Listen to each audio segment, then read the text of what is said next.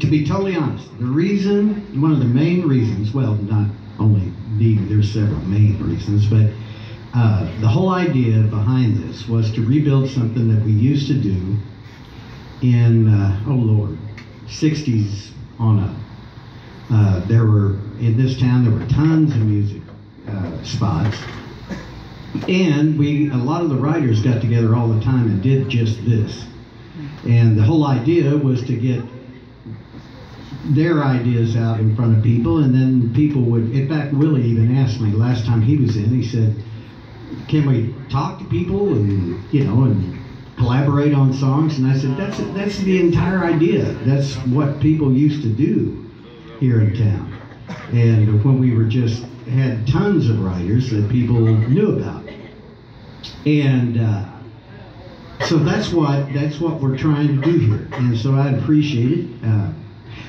I gotta say, Mark's right back there. He owns the place.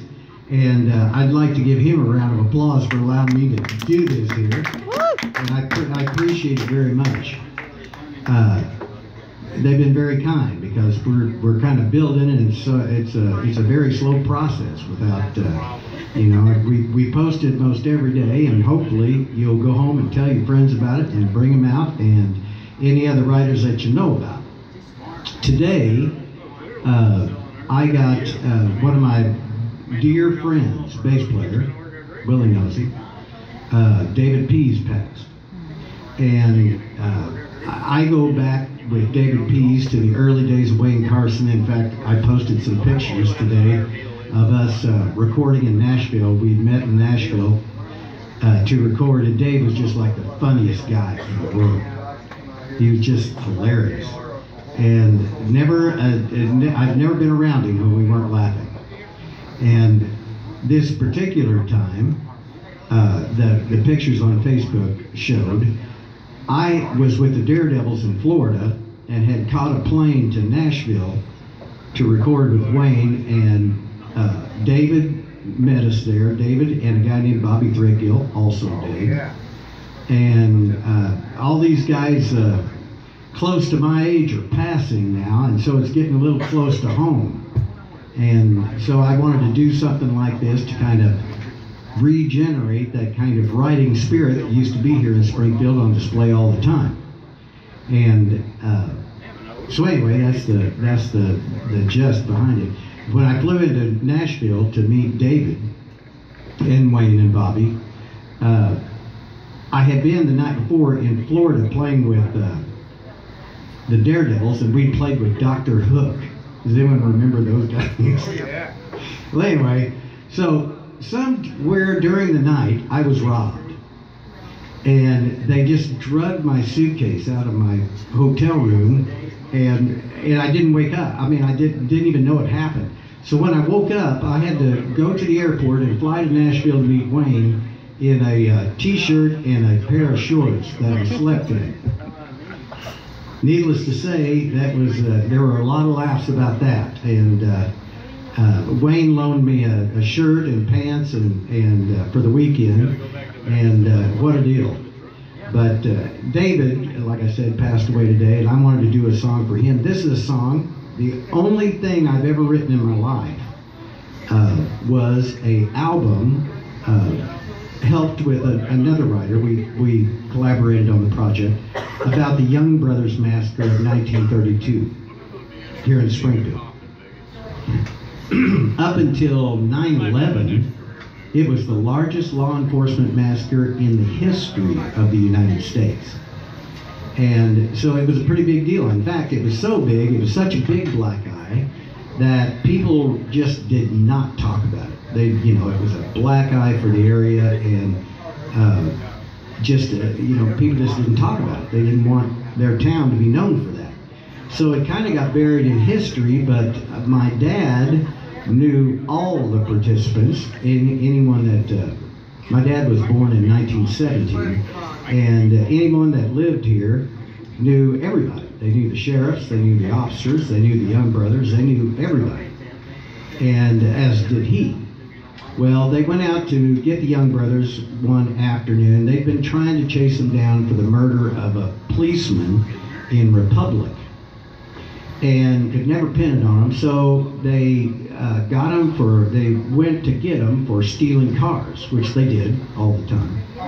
And they steal a car in Springfield, take it to Houston, Texas, steal a car in Houston, bring it back to Springfield, and that's how they made their living. And so anyway, long story short, they went to get him.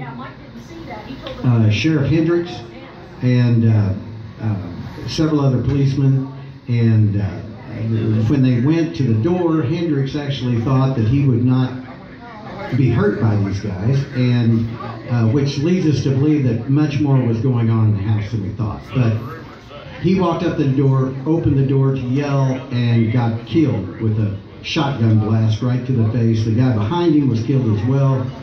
And then they proceeded to kill everyone except one guy who I eventually knew through my dad, and his name was Frank Pike. He was the only officer that lived. So this is a song that's it's called Shine, because that's when they went to Republic and killed No, they were actually running to get some moonshine, and which was illegal. And so anyway, I'm going to dedicate this to David. And I don't know that I can remember it all, but I think it goes like this.